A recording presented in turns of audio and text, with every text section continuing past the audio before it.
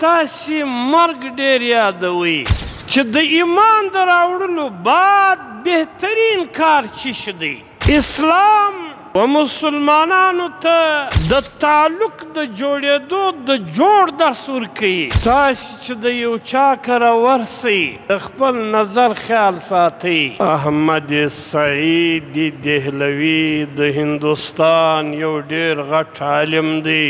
هغه د لقمان حکیم یو قول را نقل کړی دی، ډېر عجیب او غریب قول دی چې لقمان حکیم فرمایي چې ما د 4000 انبیاو په صحبت کې وخت تیر کړی دی او د 4000 د انبیاو ارشادات ما اوریدلی دي.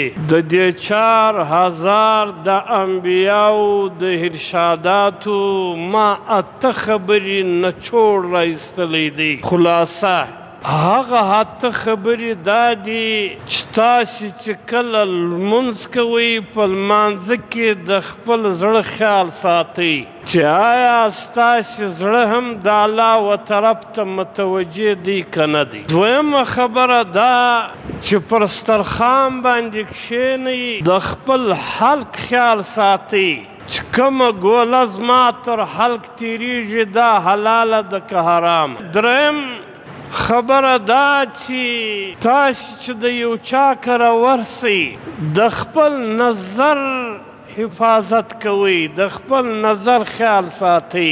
څلورم خبره دا چې کله تاسې په یو مجلس کې کښېنئ د خپلې ژبې خیال ساتئ. زه چې په دا ژبه کومه خبرې کوم په دې سره الله پاک راضي کېږي که ناراضه کېږي.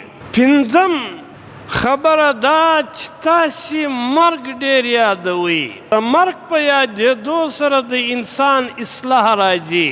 شپږم تاسې د الله پاک ذکر ډېر کوئ، الله ډېر یادوئ.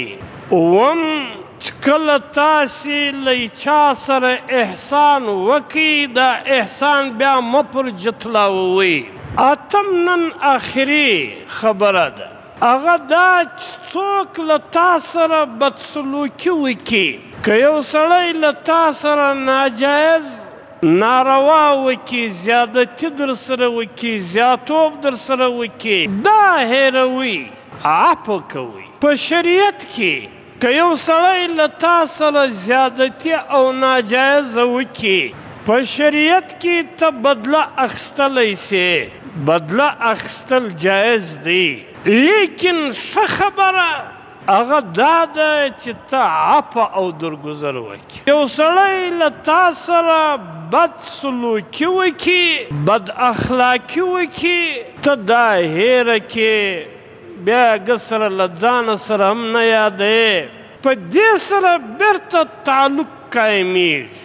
او که سړی د یو چا ناجایزه یاد ساتي نه هیروي، د چا بدسلوکي یادوي نه هیروي، په دې سره دا تعلق بیا ختم کیږي، منقطع کیږي. اسلام و مسلمانانو ته د تعلق د جوړېدو د جوړ درس ورکوي. اسلام توړ نه خوښوي، جوړ خوښوي. د اسلام فکر او نظریه هغه جوړ دی، توړ نه دی. نو که یو سړی په یو معاشره کې زندگی تیروي نو دی خلک به هم وي چې له تا ته به نفع رسوي، تا ته به شګړه دررسوي، تا ته به فایدې دررسوي. لیکن په معاشره کې ستا له داسې خلکو سره هم وایسته راځي چې هغه له تا سره زیادتیانې کوي، تا ته تکلیف دررسوي. نو دا تکلیف رسېدل ناجایزه تا سره کول دا هیروي، بلکې ښه اخلاق ورسره کول. او دا ښه اخلاق دا د ایمان تکمیل په دې سره راځي.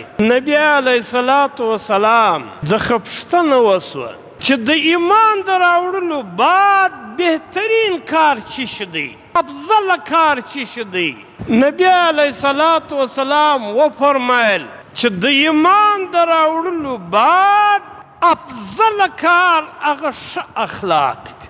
او نبی علیہ الصلوۃ والسلام فرمایي دا ښه اخلاق دا د انسان د ایمان تکمیل په دې سره راځي. څونه د انسان ایمان مضبوطوي، څونه د انسان ایمان کامل وي، دغونه به په معاشره کې د ښه اخلاق. او کم سړی چې په معاشره کې بد اخلاق و، دا دلالت پر دې باندې کوي چې دا د ایمان کمزوری